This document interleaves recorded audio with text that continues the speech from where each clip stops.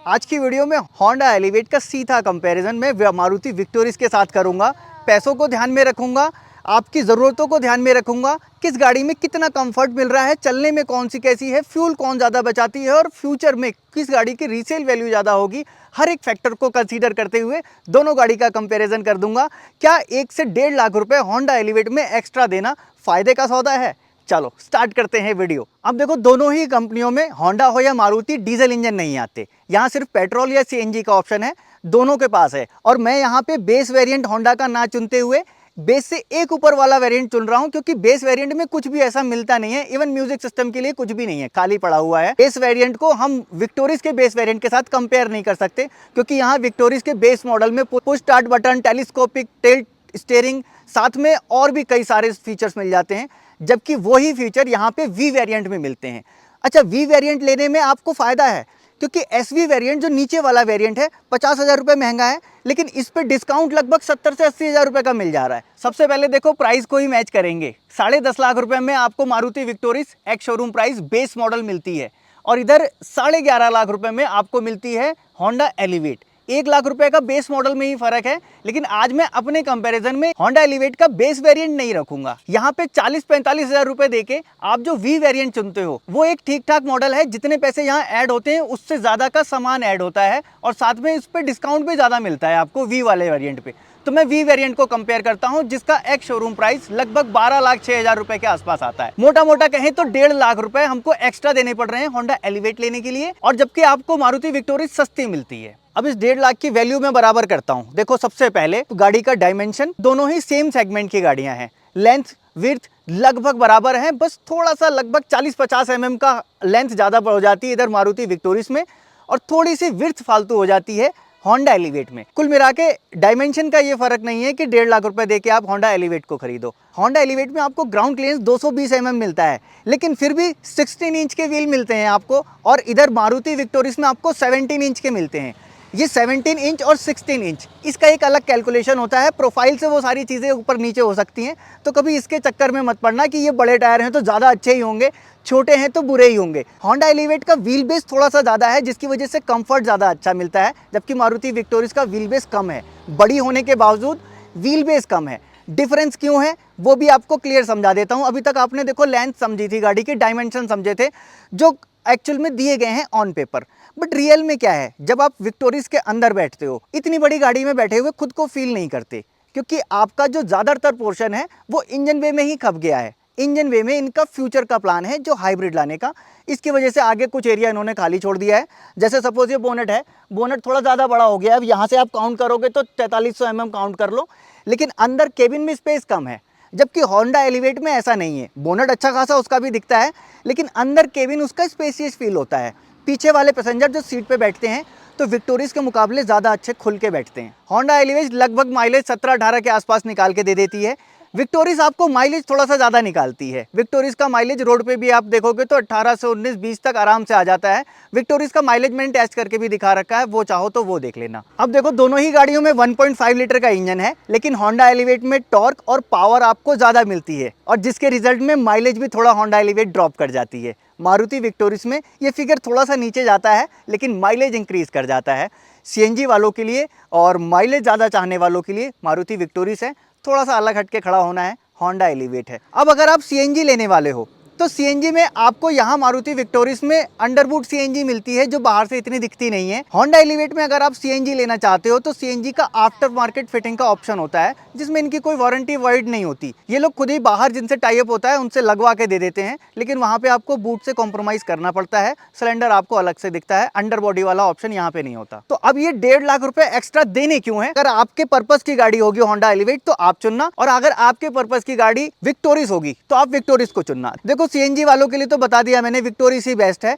CNG जिनको नहीं लेनी है, पेट्रोल में ही चलना है, उनके लिए आगे चलते हैं, क्योंकि सिर्फ माइलेज ही मायने नहीं रखता। गाड़ी का कंफर्ट, गाड़ी का रोड प्रेजेंस और गाड़ी का फ्यूचर में रीसेल वैल्यू भी बहुत मायने रखती है। कंफर्ट की अगर मैं बात करूं, दोनों ही गाड़ियों में ठीक ठाक कंफर्ट दे देती हैं। बड़ी सेगमेंट की गाड़ियां हैं, अच्छे से खुले से आप बैठ सकते हो, लेकिन एक पॉइंट प्लस मिलता है यहाँ पे होंडा एलिवेट में। 1.5 लाख रुपए का जो डिफरेंस है, शायद कंफर्ट से कॉम्प्रोमाइज ना करने वाले लोग होंडा एलिवेट की तरफ चले जाएं कंफर्ट को देखते हुए, क्योंकि एक एक चीज़ वहाँ प्रैक्टिकल मिलेगी आपको। इवन आपको थाई सपोर्ट भी बराबर मिलेगा। फ्रंट ड्राइविंग सीट भी बिल्कुल कमांडिंग पोजीशन पे है। पैसेंजर जो बगल में बैठता है उसके लिए भी बहुत बढ़िया कंफर्ट है।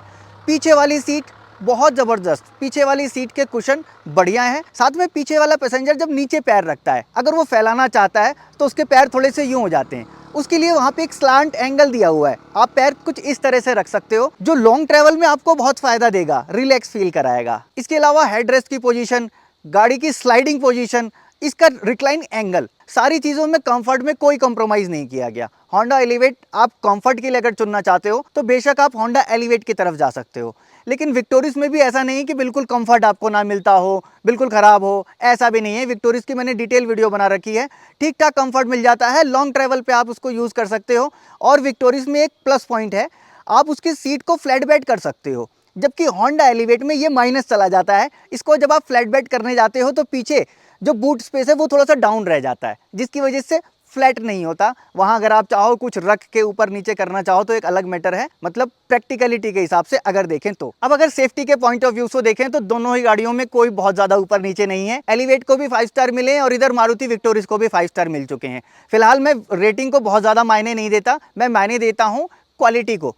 क्वालिटी में होंडा 1 पॉइंट प्लस ऊपर ले जाती है मारुति से, क्योंकि इसके पार्ट्स की क्वालिटी मारुति से थोड़ी सी बेटर ही मिलती है आपको। हाँ, पहले वाले होंडा जैसी भी नहीं है। आप ये मत समझना कि आज से 10 साल पहले आने वाली होंडा सिटी या अमेज के बारे में मैं बात कर रहा हूँ, वो क्वालिटी आज नहीं है, लेकिन अभी भी मारुति से थोड़ा सा ऊपर है। सेफ्टी में ABS, hill hold assist, air bags, ये सारे फीचर लगभग कॉमन है, अब सभी गाड़ियां दे रही हैं और ये कुछ फीचर्स मैंडेटरी हो चुके हैं सेफ्टी के लिए। और इन फीचर्स के बिना क्रैश टेस्ट में भी ये गाड़ियां स्कोर नहीं कर पाती, मजबूरी में ये सारी चीजें इनको देनी पड़ती हैं। तो इसमें आपको कोई ऐसे बहुत ज्यादा ऊपर नीचे नहीं मिलेगा। 1.5 लाख रुपए का अभी भी फर्क है। देखो, रोड प्रेजेंस में किसी का देखने का नजरिया कुछ है, किसी का देखने का नजरिया कुछ है। मैं अगर अपने बात करूं तो होंडा एलिवेट का रोड प्रेजेंस मुझे ज्यादा अच्छा लगता है। बड़ी सी ग्रिल, सामने से देखने में अच्छा, और गाड़ी का ग्राउंड क्लियरेंस भी आपका मारुति विक्टोरिस से थोड़ा सा प्लस चला जाता है। देखो, एक ड्राइविंग पोजीशन कंफर्ट को बहुत ज्यादा कॉम्प्रोमाइज कर सकती है अगर थोड़ी भी चीज 19-20 होती है। अगर आप होंडा एलिवेट चुन रहे हो तो आपको इधर ऑटोमेटिक के लिए CVT मिलता है, बेस्ट ट्रांसमिशन है, कम खर्चे वाला। इधर अगर आप मारुति में जाते हो तो यहाँ आपको CVT नहीं मिलता। लेकिन अगर आप मैनुअल कार चुन रहे हो तो मैनुअल गाड़ी में क्लच की सेटिंग बड़ी इंपॉर्टेंट होती है। देखो, क्लच जब हम दबाते हैं लॉन्ग ट्रैवल में तो हम चाहते हैं कि पैर को यहीं रखे रहें और बगल में एक डेड पेडल हो, जैसा कि यहाँ पर है। डेड पेडल होने से बड़ा रिलैक्स मिलता है, और इस पेडल का अगर पोजीशन ज़्यादा ऊपर होगा तो ये बड़ा परेशान करता है सिटी ड्राइव में। तो होंडा एलिवेट में पोजीशन इस ब्रेक पेडल की आपको थोड़ी सी ऊपर मिलेगी विक्टोरिस के मुकाबले, ये थोड़ा ज़्यादा ऊपर होगा। स्पेस यहाँ पे डेड पेडल का है, लेकिन आपको डेड पेडल नहीं मिलेगा होंडा एलिवेट में। पता नहीं क्या सोच के बनाया। साथ में इसका गैप भी थोड़ा सा कम है, क्लच पेडल और ब्रेक पेडल का इतना लगभग गैप होना चाहिए कि ये आपस में ना टकराएं। ये थोड़ा सा और इधर है, यहाँ स्पेस खाली बच जाता है, जबकि विक्टोरिस में ये इशू नहीं है। हाँ, होंडा एलिवेट का क्लच आपको थोड़ा सा लाइट लगेगा विक्टोरिस के मुकाबले, लेकिन लाइफ आपको मारुति वाले क्लच प्लेट की ज़्यादा मिलेगी। और प्राइस में भी अगर कंपेयर करोगे तो आपको मारुति का क्लच सेट सस्ता पड़ेगा, होंडा का थोड़ा महंगा पड़ेगा। अब देखो, कंफर्ट देने के लिए सस्पेंशन का एक बहुत बड़ा रोल होता है। दोनों ही गाड़ियों के सस्पेंशन ठीक हैं, अच्छे हैं, बढ़िया कंफर्ट देते हैं, लेकिन प्लस पॉइंट यहाँ होंडा एलिवेट ले जाती है। आपको इतने जर्क फील नहीं होते। गाड़ी के अंदर रोड नॉइस मारुति विक्टोरिस से कम आती है। मारुति विक्टोरिस में अगर आप डैम्पिंग करने के बाद जो फील लोगे, यहाँ होंडा एलिवेट में विदाउट डैम्पिंग आपको वो फील मिलेगा। कंफर्ट बढ़ जाता है, साथ में रोड नॉइस कम होने की वजह से आपको गाड़ी में ज़्यादा इरिटेशन नहीं होती। आप बड़े स्मूथ ड्राइव कर सकते हो और लॉन्ग ट्रैवल के मज़े ले सकते हो। एक बड़ी चीज़ मिसिंग मिलती है आपको होंडा एलिवेट में, वो भी बता देता हूँ। Tyre pressure monitoring system TPMS Honda के किसी भी वेरिएंट में नहीं मिलेगा आपको, भले आप बेस ले रहे हो या फिर टॉप ले रहे हो सनरूफ वाला। ये पता नहीं क्यों इन लोगों ने मिस कर दिया, जबकि TPMS आपको मारुति विक्टोरिस में मिल जाता है। हाँ, TPMS आप होंडा एलिवेट में एज ए एक्सेसरीज लगा सकते हो। उनका एक सिस्टम आता है अलग से 4-5 हज़ार रुपये के आसपास, उसको टायर में फिट कर देते हैं और उसका डेटा आप अपने फ़ोन में देख सकते हो, क्लस्टर पे नहीं देख सकते। जबकि विक्टोरिस में आपको TPMS का डेटा क्लस्टर पे ही शो कर देता है। गाड़ी के AC सिस्टम की अगर बात करेंगे तो होंडा एलिवेट का AC मारुति विक्टोरिस से मच बेटर है।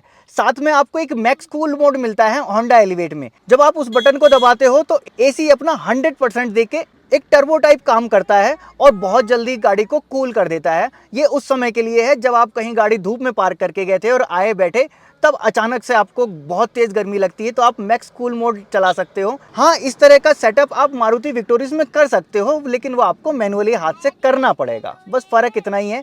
बाकी कूलिंग के मामले में होंडा एलिवेट की कूलिंग थोड़ी सी ज़्यादा अच्छी है मारुति विक्टोरियस से। एक बड़ा पॉइंट होता है पार्ट्स का। जब आप फ्यूचर में सर्विस कराने जाओगे, होंडा एलिवेट की सर्विस आपको होंडा में ही करानी पड़ेगी। इनके पार्ट्स आफ्टर मार्केट नहीं मिलते और ना ही ये काउंटर सेल करते हैं।